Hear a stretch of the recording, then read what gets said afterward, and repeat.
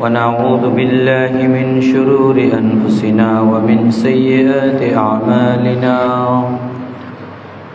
من يهده الله فلا مضل له ومن يضلل فلا هادي له وأشهد أن لا إله إلا الله وحده لا شريك له وأشهد أن محمدًا عبده ورسوله أما بعد فإن خير الحديث كتاب الله وخير الهدي هدي محمد صلى الله عليه وسلم وشر الأمور محدثاتها وكل محدثة بدعة وكل بدعة ضلالة وكل ضلالة في النار أعوذ بالله من الشيطان الرجيم بسم الله الرحمن الرحيم تبارك الذي بيده الملك وهو على كل شيء قدير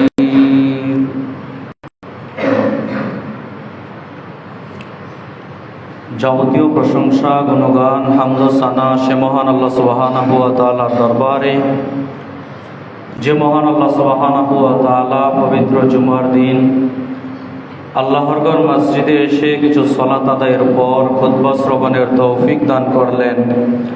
আমরা সে মহান মনিবের নিকট সকলে অন্তর থেকে শুকরিয়া আদায় করছি। সকলে বলি আলহামদুলিল্লাহ। দরুদ ও সালাম বর্ষিত হোক পৃথিবীতে যত নবী রাসূলগণ এসেছেন সমস্ত নবী আলাইহিস সালামগণের প্রতি, বিশেষ করে আমাদের নবী শেষ নবী জনাবে মুহাম্মদুর রাসূলুল্লাহ সাল্লাল্লাহু আলাইহি ওয়াসাল্লাম। আল্লাহুম্মা সাল্লি আলাইহি আল্লাহুম্মা বারিক আলাইহি। সম্মানিত জুমা সালাতের মুসল্লিবৃন্দ, আজ জুমার খুতবায় সংক্ষিপ্ত সময়ে আমার বক্তব্যের বিষয় আল্লাহ সুবহানাহু ওয়া তাআলা সম্পর্কে আমাদের সঠিক আকীদা কি হবে। এ বিষয়টিকে নিয়ে আপনাদের সামনে পবিত্র কোরআন ও সহিহ হাদিস থেকে কিছু গুরুত্বপূর্ণ কথা বলার চেষ্টা করব ইনশাআল্লাহ। যেমন আজকের খুতবায় পয়েন্ট হিসেবে টেনে আনব যে আল্লাহ সুবহানাহু ওয়া তাআলার কি আকার আকৃতি আছে না নেই। আল্লাহ সুবহানাহু ওয়া তাআলা কি মুমিনের কলবের ভিতর থাকেন না কোথায় থাকেন। আল্লাহ সুবহানাহু ওয়া তাআলা কি সর্বত্র বিরাজমান। এদেশের মানুষের প্রায় শতকরা 80-90% মানুষেরই আকীদা ভুল আকীদা, ভুল বিশ্বাস। আমরা আল্লাহকেই চিনতে পারলাম না, দুঃখজনক বিষয়। আল্লাহ সুবহানাহু ওয়া তাআলার পরিচয় কি? আল্লাহ নিজের ব্যাপারে কি বলেছেন ওইটা না শুনে আপনার আমার মন গড়া মতো কোরআনের ব্যাখ্যা বিশ্লেষণ করে ওইগুলোই মেনে চলছি। আর এদেশের এক শ্রেণীর নামদারি আলেম ওলামা আছে, তারা কোরআনকে সামনে রেখে কোরআনের অপব্যাখ্যা করে চলছে। তো আপনি বলতে পারেন সাধারণ মানুষ আপনি কি করতে পারেন? আমার আজকের আলোচনাটা একটু মনোযোগ সহকারে শুনবেন, তাহলে আশা রাখি কিছুটা ভুল ধারণা থেকে বেরিয়ে আসতে পারবেন। আর এখানে আমাদের তেমন কিছু করারও থাকে না। কেন জানেন? কেননা বই পুস্তক আমাদেরকে এমনভাবে শিক্ষা দিয়ে চলছে যে বইয়ের মধ্যে প্রশ্ন আসে, লেখা থাকে, বলো আল্লাহর আকার আকৃতি আছে না নেই। আল্লাহ কি নিরাকার না আল্লাহর আকার আছে? এখন আপনি জানেন সঠিকটা, এরপরেও যদি আল্লাহ নিরাকার এটা না লেখেন তাহলে আপনি নাম্বার পাবেন না। বলেন কি করবেন? আপনি জানেন আল্লাহ সুবহানাহু ওয়া তাআলা সপ্তম আসমানের উপর আরশে সমুন্নত আছেন, তো প্রশ্ন এসেছে বইয়ের মধ্যে যে আল্লাহ কোথায়, আপনাকে লিখতে হবে যে আল্লাহ মুমিনের কলবের ভিতর আছেন, নইলে নম্বর পাবেন না। বিদ্যাটা এইভাবেই চলছে, যার কারণে এদেশের মানুষ আকীদায় বড় গলত থেকে যাচ্ছে, বিশ্বাসে বড় গলত থেকে যাচ্ছে। আল্লাহ সুবহানাহু ওয়া তাআলার আকার আকৃতি আছে না নেই, এ বিষয়ে সহিহুল বুখারীতে একটা হাদিস বর্ণিত হয়েছে। হাদিসটি আপনারা পেয়ে যাবেন ইসলামিক ফাউন্ডেশন সহিহুল বুখারী, হাদিস নাম্বার 6126। আবু হুরায়রা রাদিয়াল্লাহু তাআলা আনহু বলেন, লোকেরা রাসূল সাল্লাল্লাহু আলাইহি ওয়াসাল্লামকে এসে জিজ্ঞাসা করলো, হাল নারা রব্বুনা ইয়াউমাল কিয়ামাহ, আল্লাহ রাসূল, আমরা কি আমাদের প্রতিপালককে কিয়ামতের মাঠে দেখতে পারবো? এটা হলো জিজ্ঞাসা। লোকেরা রাসূল সাল্লাল্লাহু আলাইহি ওয়াসাল্লামকে এসে জিজ্ঞাসা করলো, হাল নারা রব্বুনা ইয়াউমাল কিয়ামাহ, আল্লাহর নবী, দুনিয়াতে তো আমরা আমাদের প্রতিপালককে দেখতে পারি না, তো কিয়ামতের মাঠে কি আমরা আমাদের প্রতিপালককে দেখতে পারবো? এটা হলো জিজ্ঞাসা। তখন নবী সাল্লাল্লাহু আলাইহি ওয়াসাল্লাম জবাবে বলছেন, শোনো, মেঘমুক্ত আকাশে পূর্ণিমার চন্দ্র দেখতে তোমাদের কোনো কষ্ট বা সমস্যা হয় কি? জি না আল্লাহ রাসূল, মেঘমুক্ত আকাশে পূর্ণিমার চন্দ্র দেখতে আমাদের কোনো কষ্ট বা সমস্যা হয় না আল্লাহ রাসূল। তখন নবী সাল্লাল্লাহু আলাইহি ওয়াসাল্লাম বলছেন, শোনো, অনুরূপভাবে তোমরা তোমাদের প্রতিপালককে কিয়ামতের মাঠে দেখতে পাবে, তোমাদের কোনো সমস্যা হবে না। সুবহানাল্লাহ। তাহলে অত্র বুখারীর হাদিস দ্বারা বোঝা যাচ্ছে যে আমরা আমাদের প্রতিপালককে কিয়ামতের মাঠে দেখতে পারবো। তাহলে আপনাকে আমি প্রশ্ন করি, যেই আল্লাহকে আমরা কিয়ামতের মাঠে দেখতে পারবো, ওই আল্লাহ কি নিরাকার হতে পারে? অসম্ভব ব্যাপার। ওই আল্লাহ সুবহানাহু ওয়া তাআলা কখনো নিরাকার হতে পারে না। আল্লাহ সুবহানাহু ওয়া তাআলার আকার আকৃতি আছে। যেমন আমি বিবরণ পেশ করব আপনার সামনে যে আল্লাহ সুবহানাহু ওয়া তাআলার হাত আছে, আল্লাহ সুবহানাহু ওয়া তাআলার পা আছে, আল্লাহ সুবহানাহু ওয়া তাআলার অঞ্জলি আছে, আল্লাহ সুবহানাহু ওয়া তাআলার মুখমণ্ডল আছে, আল্লাহর এই সিফতগুলো আছে। এখন আপনি আবার ওই বিশ্বাস করতে পারবেন না যে আল্লাহর যেহেতু হাত আছে, আল্লাহর যেহেতু পা আছে, আল্লাহর যেহেতু মুখমণ্ডল আছে, তাহলে কি আমাদের মতো, মানুষের মতো? না, এই ধারণা আপনি পোষণ করতে পারবেন না যে আল্লাহর হাত, আল্লাহর পা, আল্লাহর অঞ্জলি, আল্লাহর মুখমণ্ডল আছে, আল্লাহ দেখেন, আল্লাহ শোনেন, আল্লাহর এই সিফতগুলো আছে, বিশ্বাস করতে হবে। তবে কেমন মতো? মানুষের মতো নয়, কোনো কিছুর সাথে সাদৃশ্য খাবে না, মিল খাবে না। যেমনটি আল্লাহ সুবহানাহু ওয়া তাআলা পবিত্র কোরআনুল কারীমে বলে দিচ্ছেন। আল্লাহ সুবহানাহু ওয়া তাআলা বলছেন সূরা সূরা আয়াত নাম্বার 11, আল্লাহ সুবহানাহু ওয়া তাআলা তিনি বলছেন, লাইসা কামিসলিহি শাইউন ওয়া হুয়াস সামিউল বাসীর। আল্লাহ সুবহানাহু ওয়া তাআলা কারো মতো নয়, তিনি সর্বশ্রোতা ও সর্বদ্রষ্টা। তাহলে সূরা সূরার 11 নম্বর আয়াত দ্বারা বুঝতে পারি যে আল্লাহ সুবহানাহু ওয়া তাআলা মানুষের মতো নয়, কোনো কিছুর সাথে সাদৃশ্য খাবে না। আল্লাহর আকার আকৃতি আছে, আল্লাহর এই সিফতগুলো আছে, তবে কি রকম আল্লাহর এই সিফতগুলো এটা আপনি আমি জানি না। আল্লাহকে প্রতিপালক রূপে যেমন মানানো প্রয়োজন, আল্লাহর আকার আকৃতি তেমন আছে। কথা বুঝাতে পারলাম? এমনভাবে বিশ্বাস করতে হবে যে আল্লাহকে প্রতিপালক রূপে রব হিসেবে যেমন মানানো প্রয়োজন, আল্লাহর সৌন্দর্য যেমন হওয়া উচিত, আল্লাহর আকার আকৃতি তেমন আছে, আল্লাহর এই সিফাতগুলো তেমন আছে, মানুষের মতো হবে না। কেননা এই কথাটা আমি বারবার টেনে আনবো, আর বলার কারণ হলো যখন বলবো হাত আছে, পা আছে, আমরা স্বাভাবিকভাবেই মানুষের মতো মনে করতে পারি বা ওই সেন্স চলে আসতে পারে। এজন্য বিষয়টা শুরু থেকে ক্লিয়ার করে দিলাম। আল্লাহ সুবহানাহু ওয়া তাআলার এই সিফাতগুলো আছে, তবে মানুষের মতো নয়, কোনো কিছুর সাথে সাদৃশ্য খাবে না। আল্লাহ সুবহানাহু ওয়া তাআলাকে যেমন মানানো প্রয়োজন রব হিসেবে, তেমন আল্লাহর আকার আকৃতি আছে। এটা আপনাকে আমাকে বিশ্বাস করতে হবে। আল্লাহ সুবহানাহু ওয়া তাআলা কোরআনুল কারীমে বলে দিচ্ছেন। আবার এক শ্রেণীর মানুষ আছে, বিশেষভাবে আলেম ওলামা, তারা মনে করে যে আল্লাহ যে বলেছেন আল্লাহর হাত আছে, আল্লাহর পা আছে, আল্লাহর এই জিনিসগুলো আছে, এই সিফতগুলো আছে, তাহলে এগুলো কুদরতিভাবে আছে, নাউজুবিল্লাহ।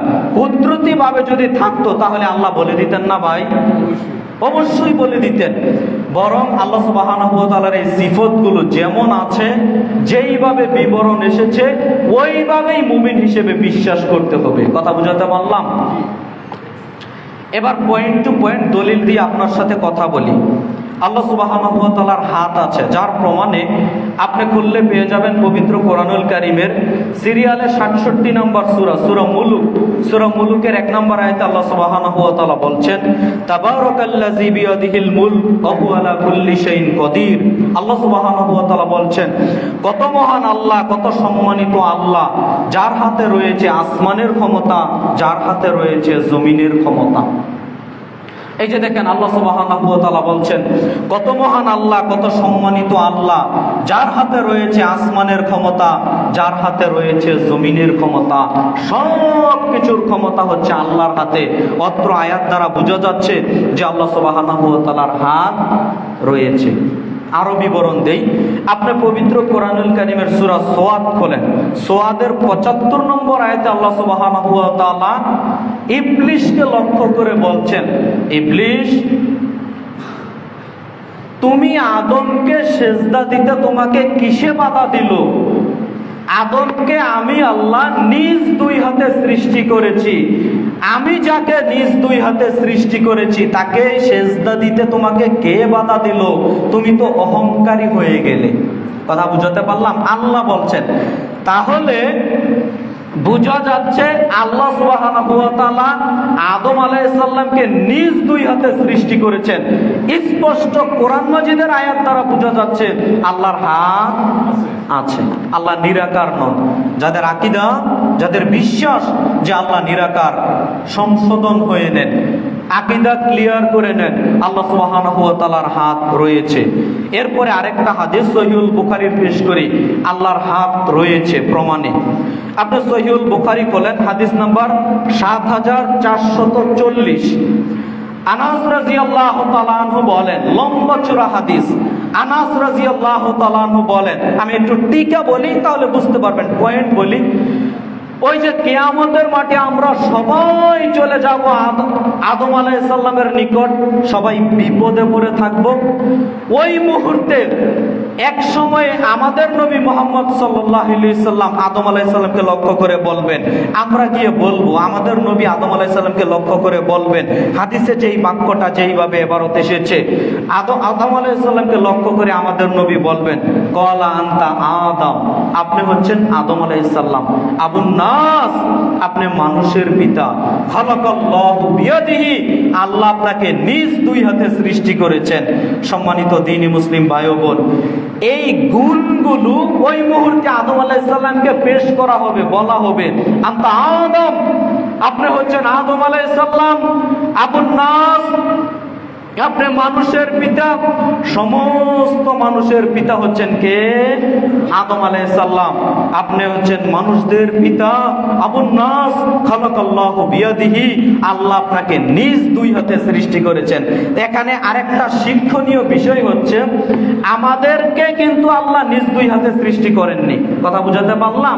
এটা শুধুমাত্র আদম আলাইহিস সালামের বৈশিষ্ট্য, গুণ, সম্মান, যে আল্লাহ নিজ দুই হাতে কাকে সৃষ্টি করেছেন? আদম আলাইহিস সালামকে। তাহলে আদম আলাইহিস সালামকে আল্লাহ সুবহানাহু ওয়া তাআলা নিজ দুই হাতে সৃষ্টি করেছেন, বিবরণ দ্বারা বোঝা যায়। আপনাকে আমি যেই বিষয়ে কথা বলতে এসেছি ওই পয়েন্টে চলে যাই। দেখেন, একাধিক আয়াত হাদিস দ্বারা প্রমাণ পাওয়া যায় যে আল্লাহর দুই হাত আছে। তাহলে যেই আল্লাহর দুই হাত আছে ওই আল্লাহ কি নিরাকার হতে পারে ভাই? অসম্ভব ব্যাপার। আল্লাহ সুবহানাহু ওয়া তাআলা নিরাকার নন, আল্লাহ সুবহানাহু ওয়া তাআলার হাত রয়েছে। আরেকটা বিবরণ পেশ করি, আল্লাহ সুবহানাহু ওয়া তাআলার হাত রয়েছে, মুসলিমে পেয়ে যাবেন। আব্দুল্লাহ ইবনে ওমর রাদিয়াল্লাহু তাআলা আনহু বলেন, রাসূল সাল্লাল্লাহু আলাইহি ওয়াসাল্লাম বলছেন, কিয়ামতের দিন, শুনেন, কিয়ামতের দিন আল্লাহ সুবহানাহু ওয়া তাআলা এই 7টা আসমানকে পেঁচিয়ে ডান হাতে ধরবেন। ভাবতে পারেন আপনি, এই 7টা আসমানকে, কত বিশাল বড় বড় আসমান, এই 7টা আসমানকে ডান হাতে বাস করা অবস্থায় ধরবেন। বাস করা অবস্থায় ধরে বলবেন, আইনাল জব্বারুন আইনাল মুতাকাব্বিরুন। দুনিয়ার স্বৈরাচারী বদ মেজাজি ওই শাসকেরা কোথায় তোমরা? আনা মালিকুল আমলাক, আনা মালিকু, আমি হচ্ছি আজকে মালিক, আমি হচ্ছি আজকে রাজাধিরাজ। দুনিয়াতে তো ক্ষমতা দেখিয়েছ, আল্লাহ সুবহানাহু ওয়া তাআলা ওই কিয়ামতের মাঠে ক্ষমতা দেখাবেন।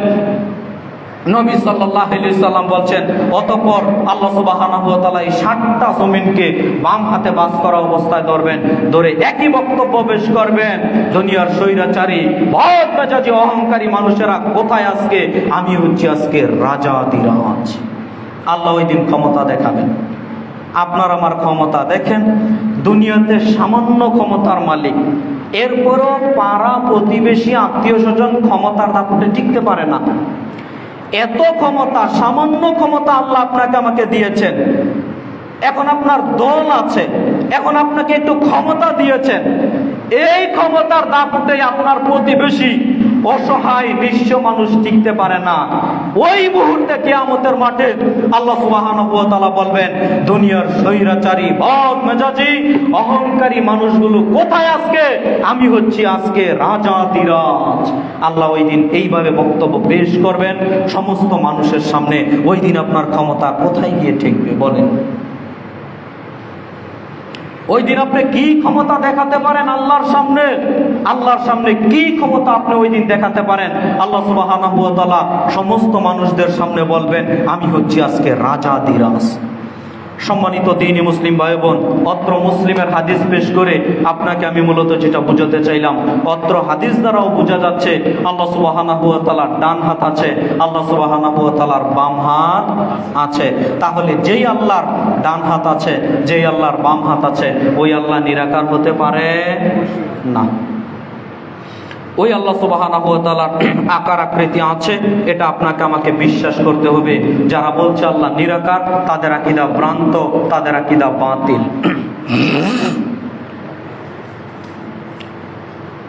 এরপরে আল্লাহ সুবহানাহু ওয়া তাআলার অঞ্জলি আছে। অঞ্জলি বলতে আমরা যেটাকে বুঝি, 2 হাত মুষ্টি করে ধরাকে। মনে করেন আপনি কাউকে 1 বাটি চাউল দিচ্ছেন, 2 হাতে মুষ্টি করে কোনো কিছু দেবেন, একে অঞ্জলি বলে।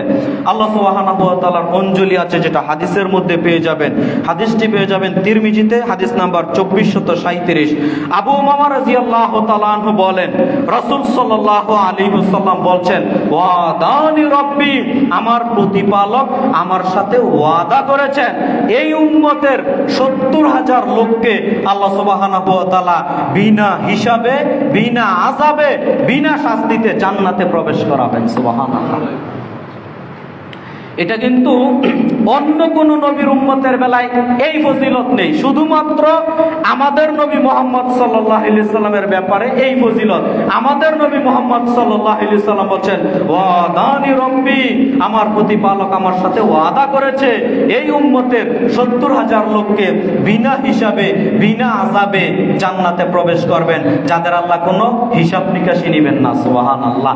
এরপরে নবী সাল্লাল্লাহু আলাইহি সাল্লাম বলেন, প্রত্যেক হাজারের সাথে আরো 70,000 করে। সুবহানাল্লাহ। বিনা হিসাবে, বিনা শাস্তিতে জান্নাতে দিবেন। এরপরে নবী সাল্লাল্লাহু আলাইহি সাল্লাম বলছেন, এরপরে জাহান্নাম থেকে বের করে 3 অঞ্জলি মানুষ, যাদের ভিতরে ঈমান জিনিসটা থাকবে, যাদের ভিতরে ঈমান থাকবে, একেবারে পুরে কয়লা হয়ে গেছে কিন্তু ঈমান ছিল, ওই ব্যক্তিকে সহ আল্লাহ সুবহানাহু ওয়া তাআলা 3 অঞ্জলি মানুষকে বের করে জাহান্নাম থেকে বের করে জান্নাতে দাখিল করাবেন। সুবহানাল্লাহ। তাহলে প্রিয় ভাইয়ের আমার, অত্র হাদিস দ্বারাও বুঝতে পারি যে আল্লাহ সুবহানাহু ওয়া তাআলার অঞ্জলি আছে, আল্লাহ সুবহানাহু ওয়া তাআলা নিরাকার না।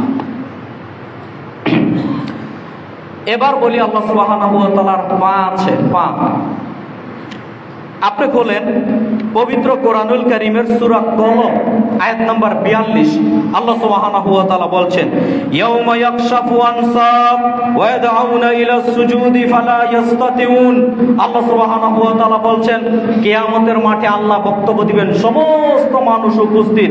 কিয়ামতের মাঠে সমস্ত মানুষকে ডেকে বলবেন, তার পায়ের গোছার নিম্নভাগ প্রকাশ করে দিবেন, তার পায়ের গোছার নিম্নভাগ প্রকাশ করে দিয়ে বলবেন, হে আমার বান্দারা, যারা তোমরা আমাকে দুনিয়াতে দেখোনি, আজকে দেখে দেখে সিজদা করো। সুবহানাল্লাহ। আমরা তো আল্লাহকে দেখি নাই। আল্লাহকে দেখেছি? দেখি নাই। তো কিয়ামতের দিন আল্লাহ সুবহানাহু ওয়া তাআলা সমস্ত বান্দাদেরকে ডেকে বলবেন, হে আমার বান্দারা, যারা আমাকে না দেখে দেখে দুনিয়াতে সেজদা দিয়েছ, আজকে দেখে দেখে আমাকে সেজদা দাও। আল্লাহ তার পায়ের গোছার নিম্নভাগ প্রকাশ করে দিবেন। সুবহানাল্লাহ। প্রকাশ বের করে দিয়ে আল্লাহ বলবেন, আমাকে দেখে দেখে সেজদা দাও। এরপরে আল্লাহ সুবহানাহু ওয়া তাআলা বলছেন যে শুধুমাত্র তারাই সেজদা দিতে পারবে যারা দুনিয়াতে আল্লাহকে সেজদা দিয়েছে। সুবহানাল্লাহ। তারা সেজদা দিতে পারবে না যারা দুনিয়াতে আল্লাহকে সেজদা দেয়নি, আর তারাও সেজদা দিতে পারবে না যারা লোক দেখানো ইবাদত করেছে, মানুষকে দেখানোর জন্য দুনিয়াতে সেজদা দিয়েছে, তারাও সেজদা দিতে পারবে না। তাদের পিঠ কাঠের মতো সোজা হয়ে থাকবে। আচ্ছা বলেন তো, কাঠ যদি বেশি বাঁকা করতে চান, কাঠ কি থাকবে না ভেঙে যাবে? ভেঙে যাবে। তো মানুষের পিঠ আল্লাহ সুবহানাহু ওয়া তাআলা কাঠের মতো মজবুত করে দিবেন। মানুষ বাঁকা করতে চাইলে ওই দিন বাঁকা করতে পারবে না। শুধুমাত্র তারাই সেজদা দিতে পারবে যারা দুনিয়াতে আল্লাহকে সেজদা দিয়েছে। প্রিয় ভাইয়েরা আমার, যারা দুনিয়াতে আল্লাহকে সেজদা দেন না, যারা দুনিয়াতে আল্লাহকে সেজদা দেন না, আপনার হাতে পায়ে ধরে বলে গেলাম, দুনিয়াতে আল্লাহকে সেজদা দিতে শিখেন, সালাত আদায় করেন। দোয়া কালাম পারেন না, সমস্যা নেই, আপনি আগে আল্লাহকে সেজদা দিতে শিখেন। 2 রাকাত সালাত আদায় করেন, ফরজ সালাতের পর একটু সময় বের করেন, আল্লাহকে আগে সেজদা দিতে শিখেন। আল্লাহকে সেজদা দিতে শিখলে অন্তত কিয়ামতের মাঠে বলতে পারবেন না আল্লাহকে, এটা চলে, কিয়ামতের মাঠে অন্তত বলতে পারবেন, আল্লাহ তোমাকে অন্তত সেজদা দিয়েছি। সম্মানিত দ্বীনি মুসলিম ভাই বোন, নইলে পার পাওয়ার কোনো সুযোগ থাকবে না, আপনার পার পাওয়ার কোনো সুযোগ থাকবে না। অতএব প্রিয় ভাইয়েরা আমার, আমরা চেষ্টা করব আল্লাহকে সেজদা দেওয়ার জন্য। যারা সালাত আদায় করেন না, আপনার হাতে পায়ে ধরে বলে গেলাম, 5 ওয়াক্ত সালাত কেন আদায় করেন না বলেন তো? আদায় করা তো উচিত। সালাত আদায় করেন না কেন? সালাত আদায় করা তো উচিত। আপনি তো মুমিন, মুসলিম। আপনি কি কাফের? আপনি কি অমুসলিম? আপনি কি হিন্দু? আপনি কি বৌদ্ধ? আপনি কি খ্রিস্টান নিজেকে মনে করেন? না, মুসলিম মনে করেন। তো মুসলিমের চরিত্র কি শুধু জুমার দিন মসজিদে আসা? মুসলিমের বৈশিষ্ট্য কি শুধু জুমার দিন মসজিদে আসা না 5 ওয়াক্ত সালাত আদায় করা? 5 ওয়াক্ত সালাত আদায় করা। আরে আপনাকে আমি কি দিয়ে বুঝাতে পারি? আপনাকে আমি কি ভাগ্য বলে বুঝাতে পারি? আপনি জানেন, নবী সাল্লাল্লাহু আলাইহি ওয়াসাল্লামের যুগে যারা পাক্কা পাক্কা মুনাফিক ছিল, নবী সাল্লাল্লাহু আলাইহি ওয়াসাল্লামের যুগে যারা পাক্কা পাক্কা মুনাফিক ছিল, তারাও রাসূলের পিছনে এসে জামাতে সালাত আদায় করত। কথা কি বুঝেন? তারাও রাসূলের পিছনে এসে জামাতে সালাত আদায় করত। আর আমি বলি আমি পাক্কা মুসলিম, শুধু জুমার দিন যারা সালাত আদায় করি না, কেমন না? আমি বলি পাক্কা ইমানদার, শুধু ঈদের দিন ছাড়া সালাত আদায় করি না, কেমন না? আমি বলি পাক্কা ইমানদার, শুধু জানাজার সালাত ছাড়া সালাতই আদায় করি না, কেমন হয়ে গেল না ভাই? বলেন, নিজের বিবেককে প্রশ্ন করেন। এই যে কোরআন মাজিদের আয়াত পেশ করলাম, কোরআন মাজিদের আয়াত পেশ করলাম, কিয়ামতের দিন আল্লাহ তার পায়ের গোছার নিম্নভাগ প্রকাশ করে দিয়ে বলবেন, হে আমার বান্দারা, আমাকে দেখে দেখে সেজদা করো। বলেন তো, এখানে এই মসজিদে যত মানুষ উপস্থিত আছি, যারা 5 ওয়াক্ত সালাত আদায় করে, শুধুমাত্র তারা ওই দিন আল্লাহর পায়ে সেজদা দিতে পারবে, লুটিয়ে পড়বে। যারা 5 ওয়াক্ত সালাত আদায় করেন না, আপনার পিঠটা কাঠের মতো ওই দিন সোজা হয়ে থাকবে, কেমন লাগবে না? ভাবতে পারেন কেমন লাগবে না ওই দিন? ওই দিনের অবস্থাটা আরে এখানেই তো ডিভাইডেড হয়ে যাচ্ছে। আপনার ফলাফল, রেজাল্টটা, চূড়ান্ত রেজাল্টটা কি হতে যাচ্ছে? প্রিয় ভাইয়ের আমার, সালাত আদায় করতে শিখেন। 5 ওয়াক্ত সালাত ছাড়া পরকালে জান্নাতে যাবেন এ আশা সহজে আশা করিয়েন না। সালাত আদায় করেন 5 ওয়াক্ত, এটা বেসিক ইবাদত, করতেই হবে আপনাকে আমাকে, যে কোনো মূল্যে করতে হবে। মুসলিম নিজেকে দাবি করে 5 ওয়াক্ত সালাত আদায় করতেই হবে, এর বিকল্প কোনো পথঘাট থাকতে পারে না। আপনি সালাত ছাড়া থাকেন কি করে, হয় কি করে বলেন তো? প্রিয় ভাইয়েরা আমার, করজোরে অনুরোধ করে গেলাম, 5 ওয়াক্ত সালাত আদায়ের চেষ্টা করেন, আল্লাহকে সেজদা দিতে শিখেন, আল্লাহকে সেজদা দিতে শিখেন। পরকালে দেখবেন আল্লাহ সুবহানাহু ওয়া তাআলা, ওই যে একটা হাদিস আছে না, আউয়ালু মা ইউহাসাবু বিহিল আবদু ইয়াউমাল কিয়ামাতি সালাত, কিয়ামতের দিন বান্দা সর্বপ্রথম সালাত সম্পর্কে জিজ্ঞাসা করবেন, যার সালাত আল্লাহ কবুল করে নেবেন, অন্য আমল আল্লাহ কি করে নেবেন? অ্যাকসেপ্ট করে নেবেন, কবুল করে নেবেন। ওয়াইন ফাসাদাত ফাসাদা সাইরু আমালিহি, আর যদি সালাতই কবুল কবুল না হয়? সলাতি আদায় করেননি, কবুল হবে কিভাবে? সলাতি কবুল না হয়, তাহলে অন্য অন্য আমল আল্লাহ ধূলিকণার নেই উড়িয়ে দিবেন। কি করবেন? না, আমার বলা কথা নয়, নবী সাল্লাল্লাহু আলাইহি সাল্লাম বলছেন, আল্লাহ সুবহানাহু ওয়া তাআলা বলছেন।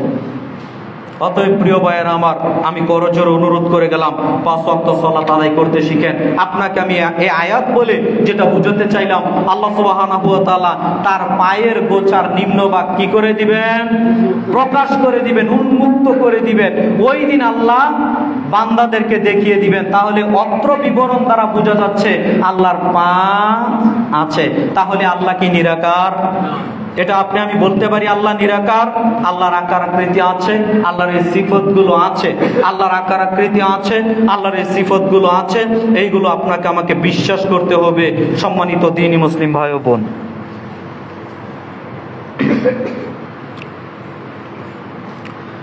আনাস রাদিয়াল্লাহু তাআলা আনহু বলেন, রাসূল সাল্লাল্লাহু আলাইহি ওয়াসাল্লাম বলছেন, যখন বিচারের কাঠগড়াতে আল্লাহ সুবহানাহু ওয়া তাআলা বিচার ফয়সালা শেষ করে দিবেন, যারা জান্নাতে যাওয়ার জান্নাতে চলে যাবে, যারা জাহান্নামে যাওয়ার জাহান্নামে চলে যাবে।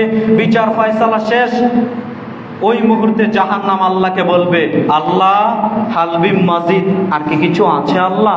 হালবিম মাজিদ, আল্লাহ আর কি কিছু আছে আল্লাহ? কেননা আল্লাহ সুবহানাহু ওয়া তাআলা এই প্রতিশ্রুতি দিয়েছিলেন যে জাহান্নাম তোমাকে আমি একদিন পেট পূর্ণ করে খাওয়াবো। তো আল্লাহ তো বিচার ফয়সালা শেষ করে দিয়েছেন, যারা জান্নাতে যাওয়ার জান্নাতে চলে গেছে, যারা জাহান্নামে যাওয়ার জাহান্নামে চলে গেছে। কিন্তু জাহান্নাম পূর্ণ হয়নি। জাহান্নাম কি হয়নি? পূর্ণ হয়নি। তখন জাহান্নাম বলবে, জাহান্নামের ক্ষুধা, জাহান্নামের আর্তনাদ, জাহান্নাম বলবে হালবিম মাজিদ, আল্লাহ আর কি কিছু আছে আল্লাহ? ওই মুহূর্তে আল্লাহ সুবহানাহু ওয়া তাআলা তার পাখানাকে দিয়ে দিবেন জাহান্নামে। একটু বুঝেন, পাখানাকে জাহান্নামে দেওয়ার ফলে জাহান্নামের যতটুকু জায়গা খালি ছিল ততটুকু আঁটো হয়ে যাবে। কথাটা বুঝতে পারলেন? ভুল বুঝবেন না যে আল্লাহর পা জাহান্নামে যাবে, ওইভাবে বুঝবেন না। আল্লাহ জাহান্নামে তার পাখানা দিবেন মানে জাহান্নামের যে জায়গাগুলো ছিল অতিরিক্ত, ওইগুলো আঁটো হয়ে যাবে, জাহান্নাম পূর্ণ হয়ে যাবে। তখন জাহান্নামী বলবে, কত যথেষ্ট, কত যথেষ্ট, আল্লাহ আর কিছু লাগবে না। ওই মুহূর্তে আল্লাহ সুবহানাহু ওয়া তাআলা পাখানাকে তুলে নেবেন। সম্মানিত দ্বীনি মুসলিম ভাই বোন, আপনাকে আমি যেটা মূলত বোঝাতে চাচ্ছি, দেখেন অত্র বিবরণ দ্বারাও বোঝা যাচ্ছে আল্লাহর পা আছে। আল্লাহ কিন্তু নিরাকার নন। আল্লাহর পা আছে, আল্লাহ নিরাকার নন। এটা আপনাকে আমাকে বিশ্বাস করতে হবে। হাদিসটি বুখারীতে পেয়ে যাবেন 6284। সম্মানিত দ্বীনি মুসলিম ভাই বোন, এরপরে বলি আল্লাহ সুবহানাহু ওয়া তাআলা দেখেন। আপনি খোলেন পবিত্র কোরআনুল কারীমের সূরা আনাম আয়াত নাম্বার 103। আল্লাহ সুবহানাহু ওয়া তাআলা বলছেন, লা তুদরিকুল আবসার ওয়া হুয়া ইউদরিকুল আবসার। কোন চক্ষু আল্লাহকে দেখতে পায় না, অথচ আল্লাহ এমন সত্তা, তিনি সব কিছুকে দেখতে পান। সুবহানাল্লাহ। আল্লাহ বলছেন, লা তুদরিকুল আবসার ওয়া হুয়া ইউদরিকুল আবসার। কোন চক্ষু আল্লাহকে দেখতে পায় না, অথচ আল্লাহ এমন সত্তা, তিনি সব চক্ষুকে দেখতে পান। এখানে আরেকটা শিক্ষণীয় বিষয়, আমাদের সমাজে অনেকেই ধারণা করেন যে স্বপ্নে নাকি আল্লাহকে দেখা যায়। নাউজুবিল্লাহ করি। আমাদের সমাজে আরো প্রচলিত কথা আছে, ইমাম আবু হানিফা রাহিমাহুল্লাহ নাকি স্বপ্নে 99 বার আল্লাহকে দেখেছেন। নাউজুবিল্লাহ। অথচ সরাসরি আল্লাহ কোরআন মাজিদে বলছেন সূরা আনামের 103 নম্বর আয়াতে, লা তুদরিকুল আবসার ওয়া হুয়া ইউদরিকুল আবসার।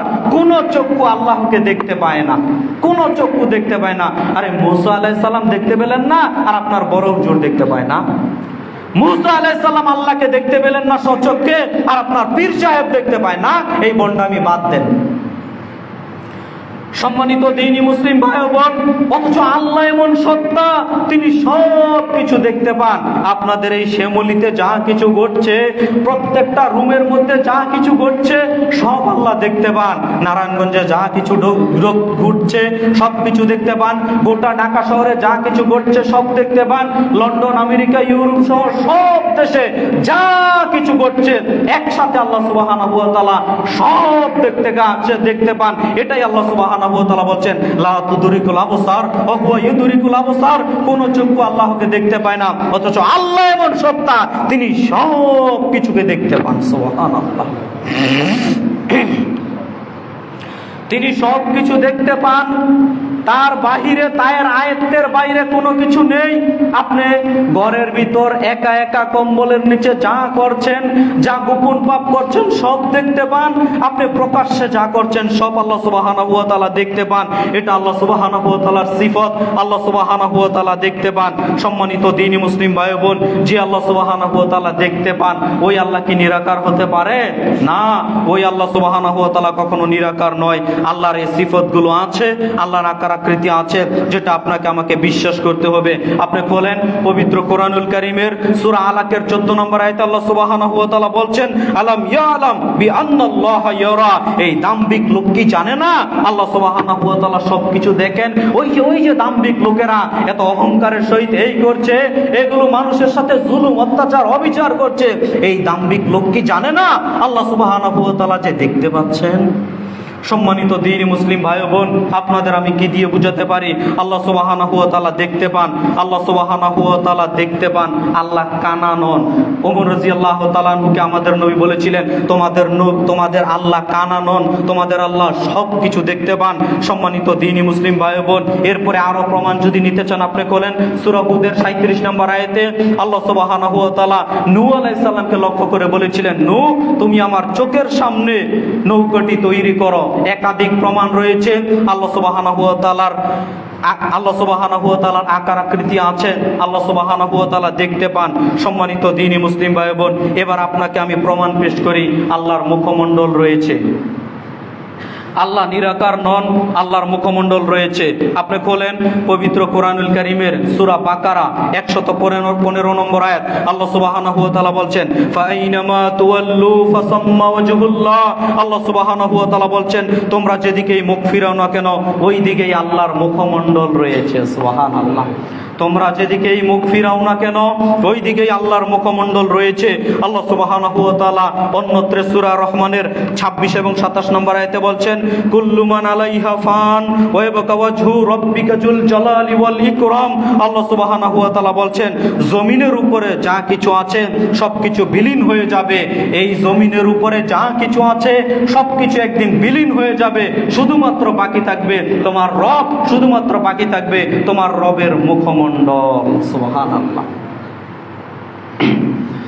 তাহলে প্রিয় ভাইয়েরা আমার, আল্লাহ সুবহানাহু ওয়া তাআলা কোরআনুল কারীমে বলছেন, এখানে আরেকটা কথা বলে দেই, আমাদের সমাজে প্রচলিত আরেকটা কথা আছে, ভুল ধারণা যে কিয়ামতের সময় সব ধ্বংস হয়ে যাবে তবে মসজিদ মাদ্রাসা মনে হয় ধ্বংস হবে না। কি প্রচলিত আছে না? অনেকে ধারণা করে যে মসজিদ মাদ্রাসা মনে হয় ধ্বংস হবে না, কাবা শরীফ মনে হয় ধ্বংস হবে না। না, আল্লাহ বলছেন যে সব কিছু ধ্বংস হয়ে যাবে, শুধুমাত্র যেটা বাকি থাকবে সেটা হচ্ছে তোমার রব, তোমার প্রতিপালক। সুবহানাল্লাহ, তোমার রবের কোনো কিছু হবে না।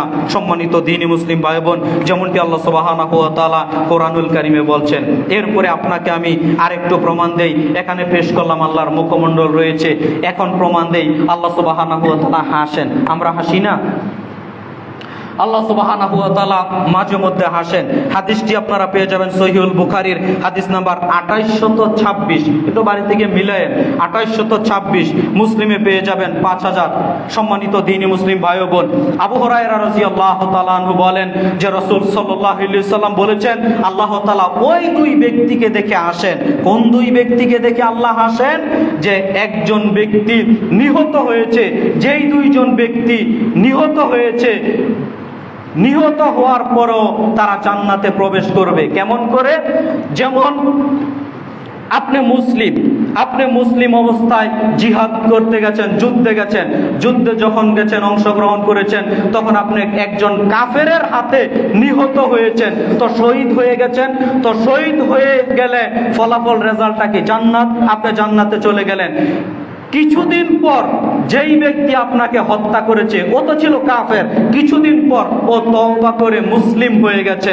এরপরে ওই ব্যক্তিও আবার কিছুদিন পরে আরেক যুদ্ধে গেছে, যুদ্ধে যাওয়ার পর ওই ব্যক্তিও যুদ্ধে নিহত হয়ে গেছে, ওই ব্যক্তিও জান্নাতে প্রবেশ করেছে। এমন দুই ব্যক্তিকে দেখে আল্লাহ সুবহানাহু ওয়া তাআলা হাসেন। সুবহানাল্লাহ। সম্মানিত দ্বীনি মুসলিম ভাই বোন, তাহলে আল্লাহ সুবহানাহু ওয়া তাআলা হাসেন, যেটা বুখারী মুসলিমের হাদিস আপনার সামনে পেশ করছি। এবার আপনার সামনে আরেকটু প্রমাণ পেশ করি যে আল্লাহ সুবহানাহু ওয়া তাআলা হাসেন, ওই আল্লাহ কি নিরাকার হতে পারে? না, আল্লাহর আকার আকৃতি আছে, এটা বিশ্বাস করতে হবে। আল্লাহর এই সিফাতগুলো আছে, এটা আপনাকে আমাকে বিশ্বাস করতে হবে।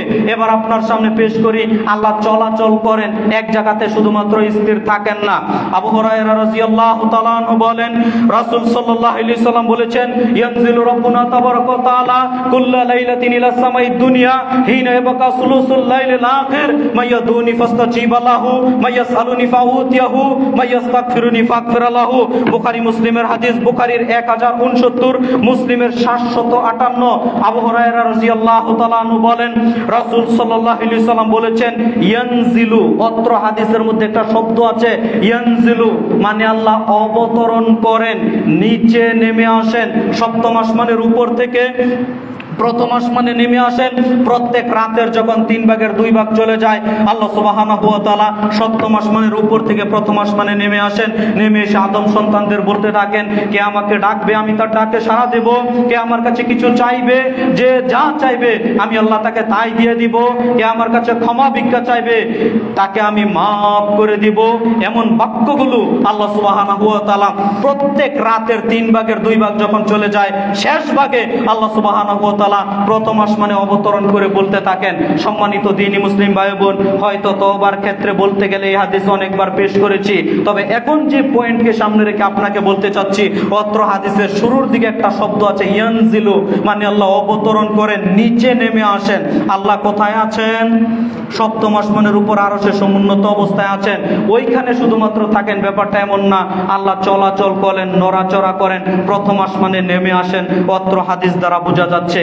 আরেকটা হাদিস আপনার সামনে পেশ করি, মুসলিমের 6561 নম্বর হাদিস বলেন, তাহলে বুঝতে পারবেন। আবু যার গিফারী রাদিয়াল্লাহু তাআলা আনহু বলেন, রাসূল সাল্লাল্লাহু আলাইহি সাল্লাম বলেছেন, যখন কোনো বান্দা আল্লাহর তওবার দিকে অগ্রসর হয়ে আসে, যখন কোনো বান্দা নিজের ভুল বুঝতে পেরে তওবার দিকে ফিরে আসে, এক হাত অগ্রসর হয়, নবী সাল্লাল্লাহু আলাইহি সাল্লাম বলেন, আল্লাহ ওই ব্যক্তিকে ক্ষমা করার জন্য 2 হাত অগ্রসর হয়ে আসেন।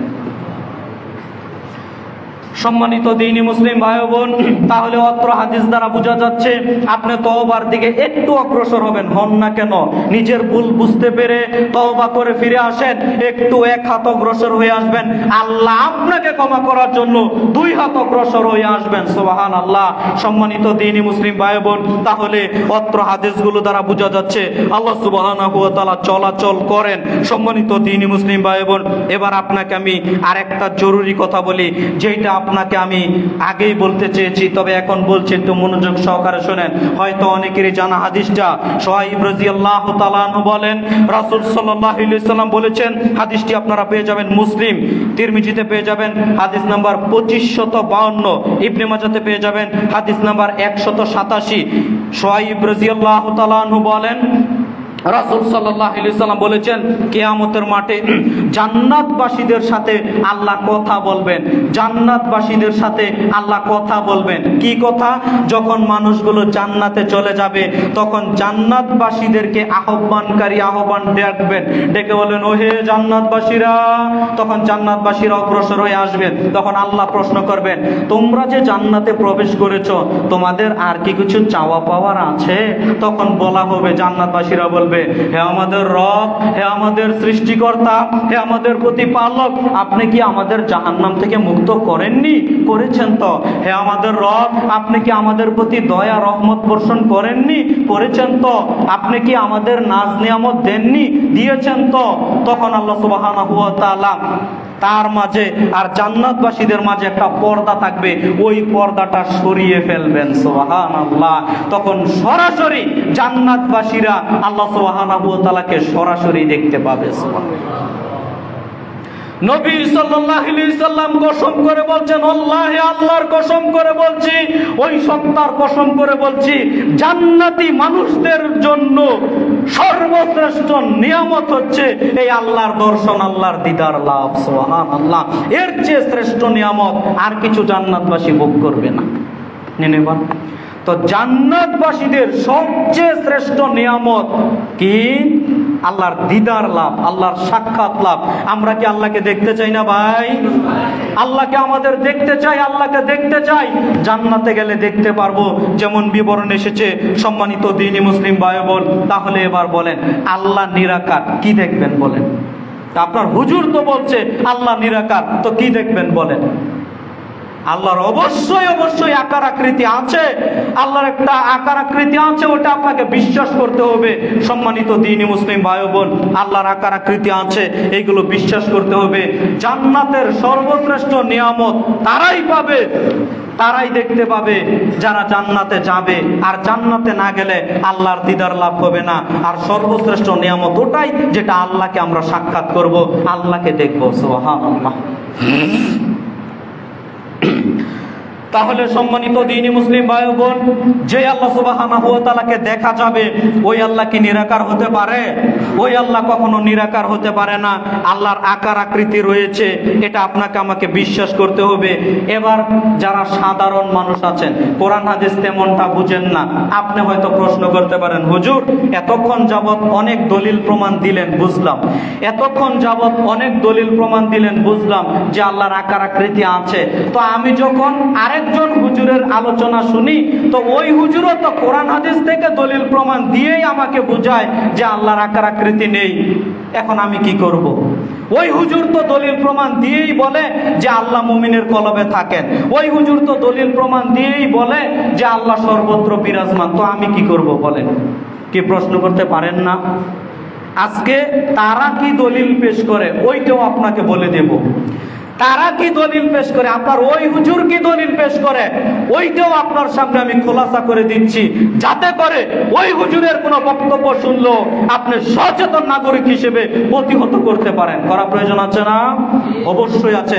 যখন দুইটা আপনার চোখের সামনে জলজল করে ভাসবে, তখন আপনি হকটা গ্রহণ করতে পারবেন। কিন্তু আমি এক পক্ষের কথা শুধু বলে গেলাম, আপনি শুনলেন, আরেক হুজুর দলিল প্রমাণ কোরআন থেকেই দলিল দিয়ে বলবে যে আল্লাহ মুমিনের কলবের ভিতর আছেন, কি করবেন বলেন? কোরআন থেকেই দলিল দিয়ে বলবে যে আল্লাহ মুমিনের কলবের ভিতর আছেন, কি করবেন বলেন? আপনি তো হতভম্ব হয়ে দাঁড়িয়ে থাকবেন, কিছু বলতে পারবেন না। তো কোন দলিল পেশ করে একটু আমার দিকে খেয়াল করেন, তাহলে বিষয়টা ক্লিয়ার হয়ে যাবে। আল্লাহ সুবহানাহু ওয়া তাআলা, আচ্ছা বলেন তো আল্লাহ সুবহানাহু ওয়া তাআলার অবস্থান কোথায়? সপ্তম আসমানের উপর আরশে সমুন্নত রয়েছেন, আরশে আজিমে। সম্মানিত দ্বীনি মুসলিম ভাই বোন, এটা আপনার আমার আকীদা, আপনার আমার বিশ্বাস, যার দলিল আপনাকে আমি দিচ্ছি। তবে তারা কি দলিল পেশ করে আল্লাহ যে মুমিনের কলবের ভিতর আছেন, তারা কি দলিল পেশ করে? দুই একটা দলিল আপনাদেরকে শোনাই। যেমন আল্লাহ সুবহানাহু ওয়া তাআলা কোরআনুল কারীমে বলছেন, ইন্নাল্লাহা মা'আস সাবিরিন, নিশ্চয়ই আল্লাহ সুবহানাহু ওয়া তাআলা ধৈর্যশীলদের সাথে রয়েছেন। এই যে কোরআন মাজিদের আয়াত দ্বারা বোঝা যাচ্ছে ধৈর্যশীলদের সাথে রয়েছেন। ধৈর্যশীল ব্যক্তিরা হচ্ছে মুমিন, আর মুমিনের কলবের ভিতর আল্লাহ আছেন। দলিল নেন, দলিল হলো এটা, দলিল হলো এটা। তা আপনার সামনে তো এই দলিল পেশ করবে যে সবরকারীদের সাথে রয়েছেন। এই কথার অর্থ কি ভাই? সবরকারীদের সাথে রয়েছেন, এই কথার অর্থ হলো নিশ্চয়ই যারা ধৈর্যশীল আল্লাহর জমিনে, নিশ্চয়ই যারা সবরকারী আল্লাহর জমিনে, তাদের প্রতি আল্লাহর দয়া ও রহমত রয়েছে। সুবহানাল্লাহ। কথাটা বুঝাতে পারলাম? সঠিক ব্যাখ্যা কি বুঝতে পেরেছেন? সঠিক ব্যাখ্যা অন্তরে কলমের ভিতর রয়েছে এটা নয়। সঠিক ব্যাখ্যা হলো যারা সবরকারী, যারা ধৈর্যশীল, তাদের সাথে আল্লাহ সুবহানাহু ওয়া তাআলার দয়া রহমত ওইগুলো রয়েছে। কিন্তু আল্লাহ রয়েছেন, ব্যাপারটা এরকম না। যেমন আরো দলিল পেশ করে সূরা আশ-শূরা আয়াত নাম্বার 62, যখন ফেরাউন দাওয়া করেছিল মূসা আলাইহিস সালামকে, ঘটনা বলবো না, লম্বা চূড়া সময় চলে যাবে। যখন ফেরাউন দাওয়া করেছিল মূসা আলাইহিস সালামকে সদল বল দিয়ে, তখন মূসা আলাইহিস সালামের সাথে যারা ছিল সঙ্গী সাথী, তারা ভয় পেয়ে গেল। ভয় পেয়ে গিয়ে তারা বলল যে ক্বালা আসহাবু মূসা ইন্না লা মুদরাকুন, মূসা আজকে তো আমরা বন্দী হয়ে গেলাম, ফেরাউন আমাদের ধাওয়া করেছে, আজকে তো আমরা বন্দী হয়ে গেলাম, ফেরাউন আমাদের ধাওয়া করেছে, আমাদের তো আর কোনো বাঁচার পথ নেই। ওই মুহূর্তে মূসা আলাইহিস সালাম বলেছিলেন কাল্লা, কখনো নহে, অসম্ভব হতে পারে না। ইন্না মায়া রব্বি, আমার সাথে আমার প্রতিপালক রয়েছেন, সাইয়াহদিনী, তিনি আমাকে পথ বের করে দিবেন। সুবহানাল্লাহ। এই যে বিদাতীরা দলিল নিচ্ছে, আল্লাহ বলছেন মুসা আলাইহিস সালাম বলছেন কাল্লা, কখনো নহে, অসম্ভব হতে পারে না। ইন্না মায়া রব্বি, আমার সাথে আমার প্রতিপালক রয়েছেন। এই যে মুসা আলাইহিস সালাম বলছেন যে আমার সাথে আমার প্রতিপালক রয়েছেন, মূল অর্থ হলো মুসা আলাইহিস সালামের সাথে কি মুসা আলাইহিস সালামের কলবের ভিতরে কি আল্লাহ আছেন? না, বরং মুসা আলাইহিস সালামের সাথে আল্লাহর দয়া রহমত জিনিসটা আছে, যেটা ফেরাউনের সাথে নেই। কথা বুঝাতে পারলাম? মূল অর্থ হচ্ছে এটা যে মুসা আলাইহিস সালামের সাথে আল্লাহর দয়া রয়েছেন। ওই মুহূর্তে মুসা আলাইহিস সালাম আল্লাহর প্রতি ভরসা দেখিয়েছিলেন। অসম্ভব ব্যাপার হতে পারে না, ফেরাউন যতই দাওয়া করুক আমাদের ধরতে পারে না, কেননা আমার রবের দয়া আমার সাথে রয়েছে, আমার রবের রহমত আমার সাথে রয়েছে, ফেরাউন আমাকে ধরতে পারে না। মুসা আলাইহিস সালাম আল্লাহ ভরসা দেখিয়েছিলেন মূলত।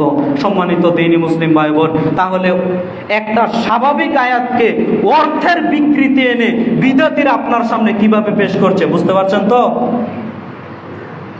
আরেকটা দলিল দেই, সহিহুল বুখারীতে পেয়ে যাবেন, হাদিস নাম্বার 3653।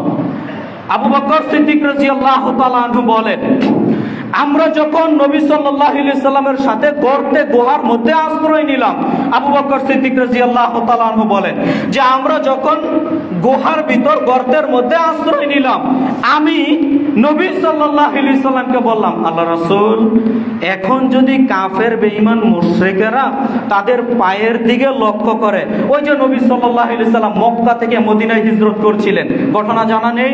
নবী সাল্লাল্লাহু আলাইহি সাল্লাম মক্কা থেকে মদিনায় হিজরত করছেন, আল্লাহর নবীর সাথে কে আছেন? আবু বকর সিদ্দিক রাদিয়াল্লাহু তাআলা আনহু। তো কাফের বেঈমান মুশরিকেরা তাদেরকে তালাশ করছে, খুঁজছে। ওই মুহূর্তে আবু বকর সিদ্দিক এবং নবী সাল্লাল্লাহু আলাইহি সাল্লাম একটা গুহার মধ্যে, গর্তের মধ্যে আশ্রয় নিলেন। তখন আবু বকর সিদ্দিক বলছেন, আল্লাহ রাসূল, উপরের দিকে তাকালেই তো কাফের বেঈমান মুশরিকদের পাগুলো দেখা যাচ্ছে, তো তারা যদি নিচের দিকে তাকায় তাহলেই তো আমাদের দেখে নিবে, তারা যদি তাদের পায়ের দিকে তাকায় তাহলেই তো আমাদের দেখে নিবে, তাহলে আর কি করে বাঁচতে পারবো?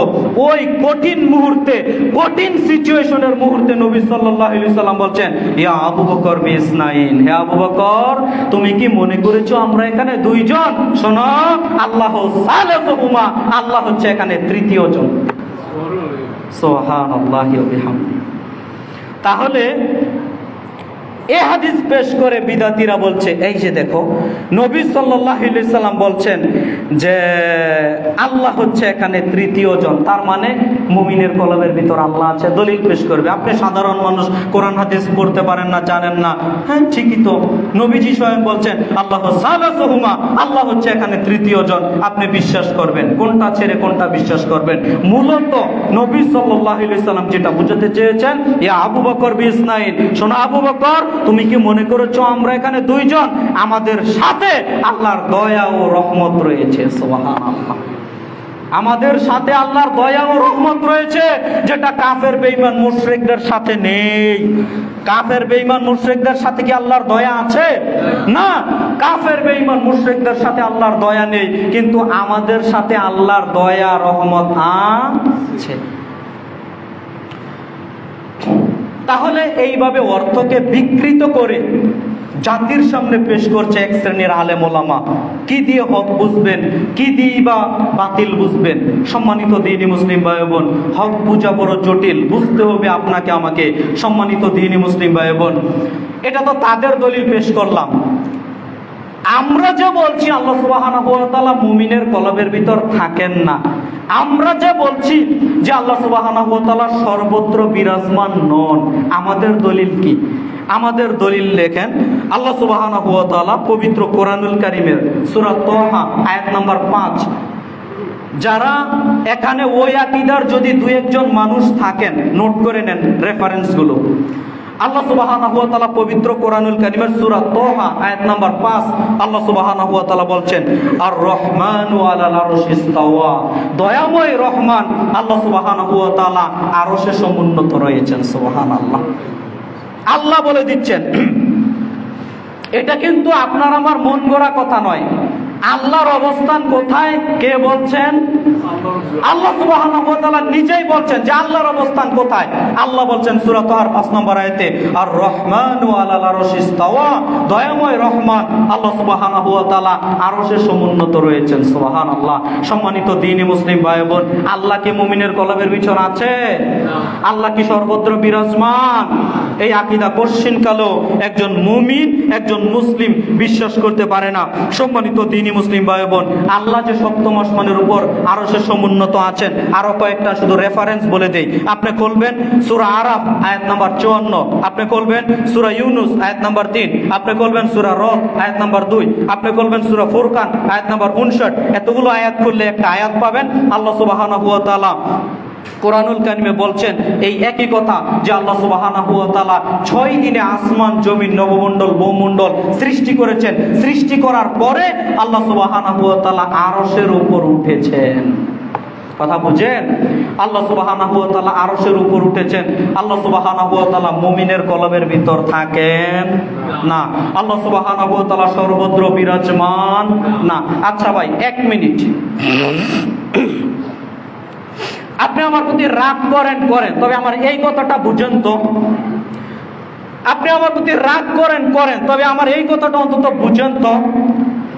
দলিল প্রমাণ তো এতক্ষণ অনেক দিলাম, পারলে এই দলিলটা ডিঙ্গিয়ে একটু দেখায়েন তো। চ্যালেঞ্জ করে বলে গেলাম, যদি ওই আকীদার একজন মানুষ থেকে থাকেন, ওই আকীদার একজন মানুষ যদি থেকে থাকেন, আমার সাথে কথা বলতে হবে না, পারলে উত্তর দিয়েন। আর আপনারা যারা দ্বীনি ভাইয়েরা আছেন, আপনাদের সাথে যখন তর্ক করবে যে আল্লাহ মুমিনের কলবের ভিতর আছে, আপনাদের সাথে যখন তর্ক করবে যে আল্লাহ সর্বত্র বিরাজমান, তাদেরকে একটা প্রশ্ন করবেন, করতে পারবেন না? কি প্রশ্ন করবেন আমি বলে দিচ্ছি।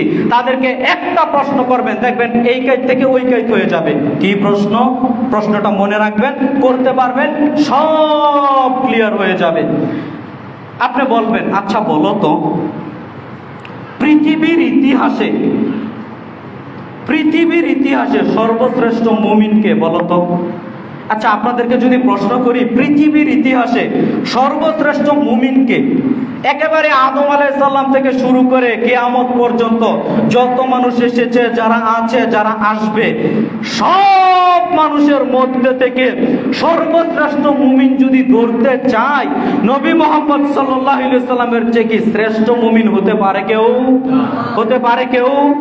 বিশ্বাস করবে সবাই, হ্যাঁ, সর্বশ্রেষ্ঠ মুমিন হচ্ছে নবী মুহাম্মদ সাল্লাল্লাহু আলাইহি সাল্লাম। জি, এবার আপনি তাদেরকে প্রশ্ন করেন, বলো তো ভাই, নবীজি মেরাজে গিয়েছিল, এটাকে বিশ্বাস করো?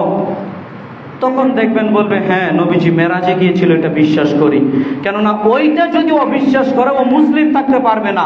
কেননা একাধিক সহিহ হাদিস আছে, কোরআন মাজিদের আয়াত আছে যে নবী সাল্লাল্লাহু আলাইহি সাল্লাম মেরাজে গিয়েছেন।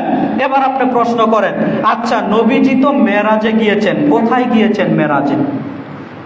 আর নবীজির মেরাজে যাওয়ারই কেন প্রয়োজন? কেন? তুমি বলছো সর্বশ্রেষ্ঠ মুমিন হচ্ছে মুহাম্মদ সাল্লাল্লাহু আলাইহি সাল্লাম, তুমি বলছো যে মুমিনের কলবের ভিতর নবীজি, মুমিনের কলবের ভিতর আল্লাহ থাকেন, তাহলে নবীর কলবের ভিতর আল্লাহ থাকার কথা, নবীর কলবের ভিতর আল্লাহ থাকার কথা নয়। আরে মুমিনের কলবের ভিতর যদি আল্লাহ থাকে, এটাই যদি সত্য হয়, বুঝেন আমার কথা, মুমিনের কলবের ভিতর যদি আল্লাহ থাকে, এটাই যদি সত্য হয়, তো সর্বশ্রেষ্ঠ মুমিন আমাদের নবী মুহাম্মদ সাল্লাল্লাহু আলাইহি সাল্লাম, তো তার কলবের ভিতর আল্লাহ আছেন, তো নবীজি মেরাজে গেলেন কেন? বলেন, হিম্মত থাকলে দেখি আপনার হিম্মত কতটুকু। নবীজি মেরাজে গেলেন কেন? নবীজির কলবের ভিতর আল্লাহ আছেন, মেরাজে যাওয়ার কোনো প্রশ্ন উঠে? কেন মেরাজে যাবেন? আরে কলবের ভিতর আল্লাহ আছে, সব বলে দিবেন, মেরাজে যাওয়ার প্রশ্ন উঠবে কেন? তার মানে সব ধোঁকাবাজি, সব আপনাকে অপব্যাখ্যা করে শোনাচ্ছে। নবী সাল্লাল্লাহু আলাইহি সাল্লাম মেরাজে কোথায় গিয়েছেন? সপ্তম আসমানের উপর সিদরাতুল মুনতাহা ভেদ করে আল্লাহর সাথে কথা বলেছেন, দেখা করতে পারেননি, মানে সরাসরি সাক্ষাৎ হয়নি, কথা বলেছেন। সম্মানিত দ্বীনি মুসলিম ভাই বোন, আপনার সামনে আমি যেটা বলতে চাচ্ছিলাম, দেখেন নবী সাল্লাল্লাহু আলাইহি সাল্লাম ফেরেশতা জিবরাইল আলাইহিস সালামকে সরাসরি দেখতে পেয়েছেন, আল্লাহকে দেখতে পাননি। কথা বুঝাতে পারলাম?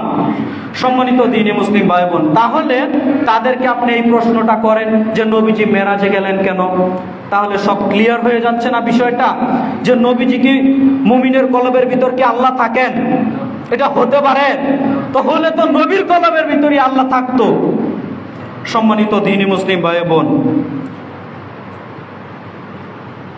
আরেকটা কথা বলি, বলেন তো ফেরেশতা জিবরাইল আলাইহিস সালামের কাজ কি বলেন তো? আল্লাহ সুবহানাহু ওয়া তাআলার কাছ থেকে ওহী নিয়ে আসতেন নবী সাল্লাল্লাহু আলাইহি সাল্লামের নিকট, আর ওই বার্তাগুলো জাতির সামনে বলে দিতেন। আপনার যদি হিম্মত থাকে আমার প্রশ্নের উত্তর দিয়েন তো, আপনার যদি হিম্মত থাকে, আমি প্রশ্ন করলাম আপনার সামনে, ফেরেশতা জিবরাইল আলাইহিস সালামের কাজ কি? ফেরেশতা জিবরাইল আলাইহিস সালাম আল্লাহর কাছ থেকে ওহী নিয়ে আসতেন, নবী সাল্লাল্লাহু আলাইহি সাল্লামের নিকট বলতেন, আর ওই বার্তা, ওই বাণীগুলোই গোটা বিশ্ববাসীর নিকট পেশ করে দিতেন আমাদের নবী মুহাম্মদ সাল্লাল্লাহু আলাইহি সাল্লাম। তাহলে নবীর কলবের ভিতর যদি আল্লাহ থাকতো, ফেরেশতা জিবরাইল আলাইহিস সালামের কোনো প্রয়োজন ছিল? পারলে জবাব দেন, বলে গেলাম তো আপনাকে আমি। সম্মানিত দ্বীনি মুসলিম ভাই বোন, আল্লাহ সুবহানাহু ওয়া তাআলা মুমিনের কলবের ভিতর থাকেন না। আল্লাহ সুবহানাহু ওয়া তাআলা সপ্তম আসমানের উপর আরশে সমুন্নত রয়েছেন। আরে ভাই, কি বলবো দুঃখের কথা, এদেশের এক শ্রেণীর মানুষ তো বিশ্বাস করতে চায় না, আলেম ওলামাও বিশ্বাস করে না। আপনার সামনে আলোচনা করছি, দুই একজন রাগ করতে পারেন, হ্যাঁ মুমিনের কলবের ভিতর আল্লাহ থাকে, এটাই চূড়ান্ত, আপনি হুজুর যতই দলিল দেন। আরে ভাই, এদেশের হিন্দু যারা আছে তারাও দেখবেন সময়ে সময়ে বলে, আরে আমাদের প্রতি জুলুম করছো, অবিচার করছো, উপরে কিন্তু একজন আছে, বলে না এইভাবে? তাদের আকীদা দেখেন, উপরে আল্লাহ আছেন, কলবের ভিতর নয়। জুলুমের শিকার হয়ে দেশের হিন্দুও সময়ে সময়ে বলে ওঠে যে উপরে কিন্তু একজন আছে, আমার প্রতি জুলুম করছো। তার মানে আপনাকে আমি কত নিচে নামাবো জানেন আপনি? ফেরাউনেরও বিশ্বাস ছিল আল্লাহ উপরে, আল্লাহ কলবে নয়। ফেরাউনেরও বিশ্বাস ছিল, ওই যে ঘটনা জানা নেই, ফেরাউন কত উঁচু ভবন নির্মাণ করে আকাশের দিকে তীর নিক্ষেপ করেছিলেন আল্লাহকে হত্যা করার জন্য। তো আকাশের দিকে তীর নিক্ষেপ করছেন কেন বলেন তো? তার মানে ফেরাউনেরও বিশ্বাস আল্লাহ কোথায়? আল্লাহ উপরে। ফেরাউনেরও বিশ্বাস কোথায়? আল্লাহ উপরে। ফেরাউনের বিশ্বাস এটা নয় যে মুমিনের কলবে আল্লাহ। আপনাকে আমি কি দিয়ে বুঝাই? কিয়ামতের বড় বড় 10টা আলামত আছে, তার মধ্যে একটা আলামত হচ্ছে ইয়াজুজ মাজুজ সম্প্রদায় বের হবে। কিয়ামতের বড় বড় 10টা আলামত আছে, তার মধ্যে একটা আলামত হচ্ছে ইয়াজুজ মাজুজ সম্প্রদায় বের হবে।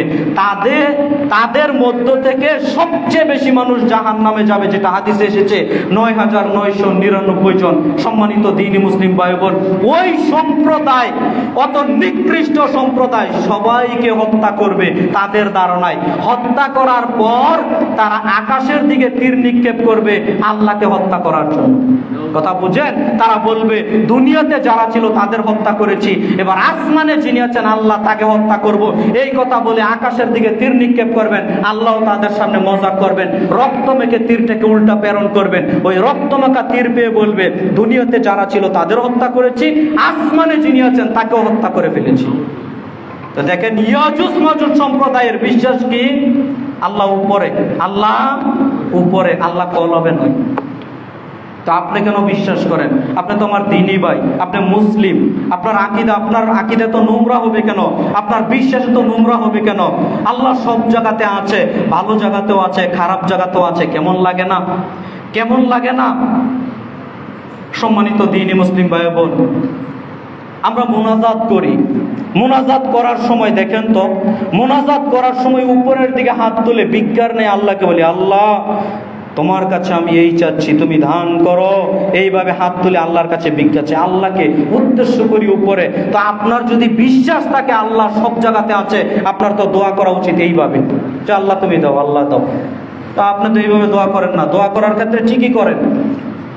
প্রিয় ভাইয়েরা, আমার ভুল বুঝবেন না, আপনার আকীদায় তো নোংরা কেন? এজন্য আপনাকে আমি বলি, সম্মানিত দ্বীনি মুসলিম ভাই বোন, আল্লাহ সুবহানাহু ওয়া তাআলা সর্বত্র বিরাজমান নন, আল্লাহ সুবহানাহু ওয়া তাআলা সপ্তম আসমানের উপর আরশে সমুন্নত আছেন, এটাই আপনাকে আমাকে বিশ্বাস করতে হবে।